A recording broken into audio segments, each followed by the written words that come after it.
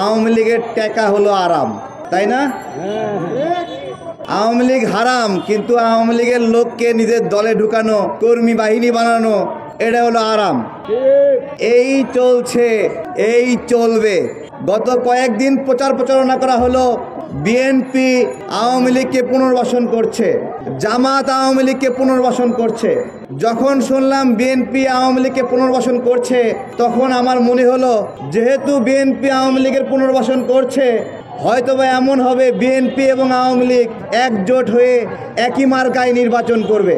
এরপরে সেই নির্বাচনে তারা জয়ী হবে, জয়ী হয়ে শেখ হাসিনা হবে রাষ্ট্রপতি আর বেগম জিয়া হবে প্রধানমন্ত্রী।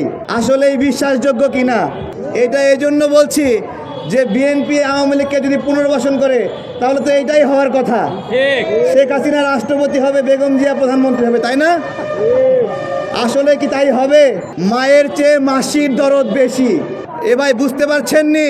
মায়ের চেয়ে মাসির দরদ বেশি। বিএনপি আওয়ামী লীগ সাপে নেউলে সম্পর্ক, বিএনপি নাকি আওয়ামী লীগকে পুনর্বাসন করবে। এই গাঁজাখুরি গল্প বিপ্লবের পরে অনেক সংগঠন শোনাচ্ছে। হায় হায় হায়, বিএনপি আওয়ামী লীগকে পুনর্বাসন করছে।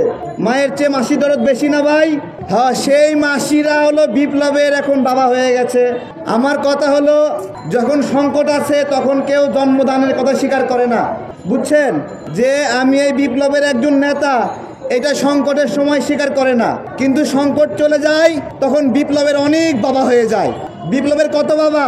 বিপ্লবের অনেক বাবা। বিপ্লবের বাবার কোনো শেষ নাই। বাস্তবতা হলো 17 জুলাইয়ের পরে আন্দোলন বন্ধ করে দিয়েছিল। আন্দোলনকারীদের মধ্যে একটা অংশ ছিল আওয়ামী লীগের নিয়োগ করা, যাদের কাজ ছিল যত দফায় আসুক কোনোভাবে এক দফা যেন না আসে। এরা ছিল এক দফার পাহারাদার, যেন এক দফা কখনো না আসে। এবং যখন আমরা বাড্ডায় আন্দোলন করছিলাম তখন কয়েকজনকে পাঠিয়ে দিয়ে বলেছিল, আমরা তো আন্দোলন বন্ধ করছি, আপনারা কার নেতৃত্বে আন্দোলন করছেন? আমি লাঠি দেখিয়ে বলেছিলাম, লাঠির ব্যবহার করব না, এখন থেকে যাবি। আন্দোলন বন্ধ করার জন্য আসছিল। আন্দোলন তো বন্ধ হয়ে গেছে, কিসের আন্দোলন করেন? আমি লাঠি দেখছোস, দূর হয় এখান থেকে। আমাদের আন্দোলন বন্ধ হয়ে গিয়েছিল, সেখান থেকে আন্দোলন শুরুর একটা গল্প এইটা।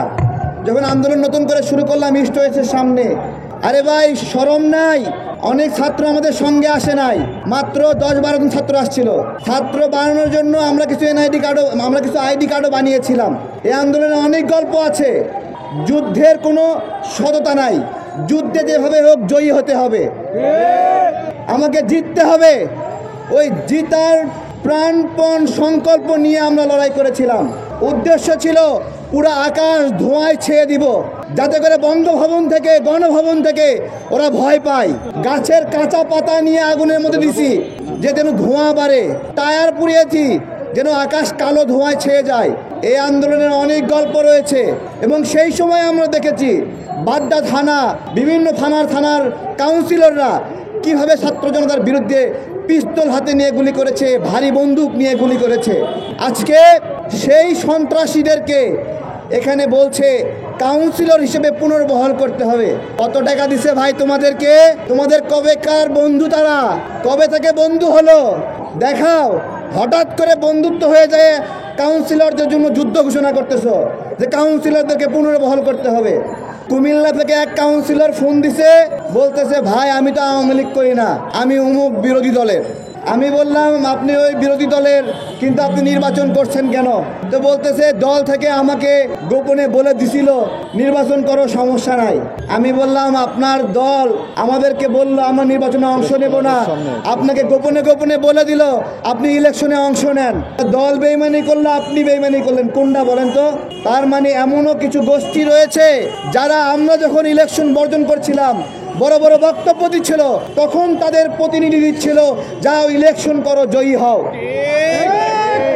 আমাদেরও তো 10-15 জন ছিল অন্তত কাউন্সিলর বানানোর জন্য, আমরা তো দেই নাই। তাহলে এরা কারা সেটাও নির্ণয় করতে হবে। ভিতরে ভিতরে কাউন্সিলর দিয়ে বাইরে বাইরে বলেছে আমরা নির্বাচন বর্জন করলাম। আমি ধন্যবাদ জানাই যারা এই নির্বাচন বর্জনে অংশ নিয়েছিলেন। একটা কথা বলি, যে কাউন্সিলররা নির্বাচনে অংশ নিয়েছিল তারা দলের আদেশ মেনে নির্বাচনে অংশ নিয়েছিল না আদেশ অমান্য করে? যখন জনাব তারেক রহমান লন্ডন থেকে বললেন কেউ ইলেকশনে অংশগ্রহণ করবে না, এইটা মানা তার জন্য জরুরি ছিল নাকি জরুরি ছিল না? জরুরি ছিল। লোভ সংবরণ করতে পারে নাই। জামাতের একজন কাউন্সিলর লোভ সংবরণ করতে পারে নাই। বিএনপির একজন কাউন্সিলর লোভ সংবরণ করতে পারে নাই। এখন আসে পরিচয় দিয়ে বলছে আমি তো বিএনপি করতাম। আমি বললাম আপনি বিএনপি করতেন, আপনাকে বহিষ্কার করছে না? জামাত করতেন, বহিষ্কার করছে না? তাহলে আপনি সেই পরিচয় দিয়ে কাউন্সিলর পদ বহাল চান কেন? তারা একটা যুক্তি তুলছে স্বতন্ত্র।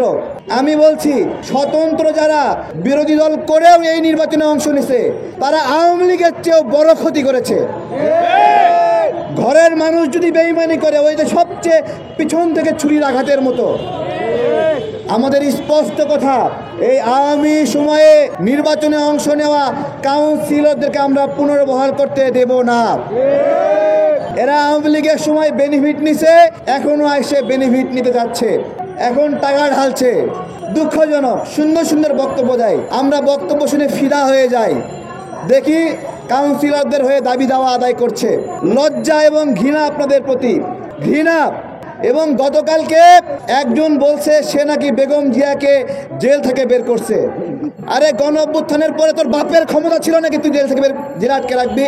গণ অভ্যুত্থানের পরে কারো বাপের ক্ষমতা ছিল জেলে আটকে রাখবি? ভাই তুমি কোন সেক্টরে যুদ্ধ করছো ভাই যে তুমি খালেদা জিয়াকে বের করছো? এই তোমার কয়জন নিহত হয়েছে, কয়জন আহত হয়েছে? তুমি বলো বেগম জিয়াকে তুমি জেল থেকে বের করছো। বেয়াদবি করে এগুলা।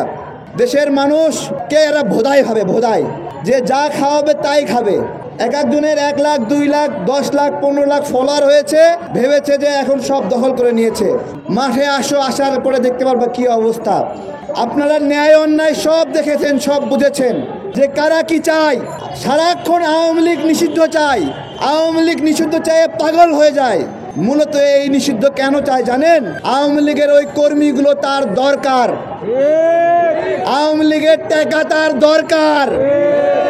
এই জন্যই বলছিলাম আওয়ামী লীগ নিষিদ্ধ হলে তার সুবিধা হয়, দল বড় করতে, দল বানাতে সুবিধা হয়। তা আওয়ামী লীগ হারাম, আওয়ামী লীগের টাকা কেন আরাম? এটাই জিজ্ঞাসা করছি। ধন্যবাদ সবাইকে।